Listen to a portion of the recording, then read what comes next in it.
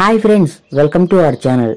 AP అలాగే తెలంగాణలో రానున్న 48 గంటల్లో అనేక జిల్లాల్లో విస్తారంగా వర్షాలు కురిసే అవకాశం ఉందని హైదరాబాద్ వాతావరణ శాఖ ముందస్తు హెచ్చరికలు జారీ చేసింది.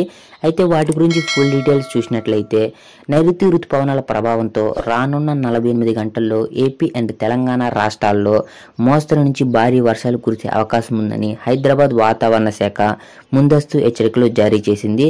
రానున్న 24 గంటల్లో నైరుతి రుతుపవనాలు దక్షిణ అండమాన్ సముద్రం దాని ఆనుకొని ఉన్న ఆగ్నేయ బంగాళాఖాతం ప్రాంతాల్లో ప్రవేశించి రానున్న 48 గంటల్లో మన ఏపీ అండ్ తెలంగాణలో విస్తారంగా వర్షాలు కురిసే అవకాశం ఉన్నట్లు హైదరాబాద్, అమరావతి వాతావరణ శాఖలు ముందస్తు హెచ్చరికలు జారీ చేశాయి.